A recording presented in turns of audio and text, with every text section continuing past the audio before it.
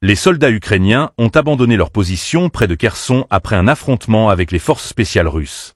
Une décision qui survient après des combats intenses dans cette région stratégique du sud de l'Ukraine. Selon les informations provenant des troupes russes, des armes de fabrication occidentale, telles que des fusils M16 et des grenades, ont été retrouvées sur le terrain.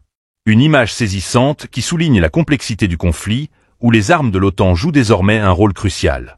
Abonnez-vous et partagez cette vidéo pour suivre les évolutions de cette guerre en temps réel. Dans un échange tendu, des unités des forces russes ont repoussé les soldats ukrainiens. Ce retrait a été confirmé par un tireur d'élite des forces armées ukrainiennes, qui a déclaré à RIA Novosti que les positions ukrainiennes ont été abandonnées à l'approche des troupes russes. Selon lui, malgré la pression, la situation sur ce secteur du front reste tolérable, mais les soldats ukrainiens n'ont pas pu maintenir leur position face à la poussée des forces spéciales russes. Les images de l'abandon des positions ukrainiennes près de Kherson viennent alimenter une inquiétude croissante concernant l'évolution de la guerre dans cette région. Bien que la résistance soit forte, la question de la supériorité des forces russes dans certaines zones demeure.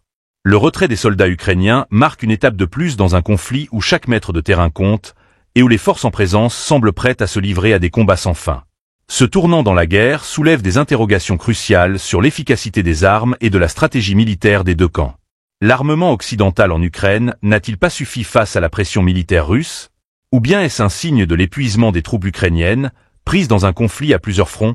Ce n'est pas seulement la guerre sur le terrain qui est en jeu, mais également la perception internationale de l'issue de ce conflit, de plus en plus globalisée. Les forces russes, de leur côté, ont largement célébré ce succès tactique comme un gage de leur domination. Pourtant, la question persiste. Ce recul des Ukrainiens près de Kherson est-il un simple incident local ou un signe avant-coureur d'une évolution plus large dans le conflit? Les mois à venir pourraient bien déterminer si la guerre se dirige vers une intensification des combats ou vers une phase de négociation plus décisive.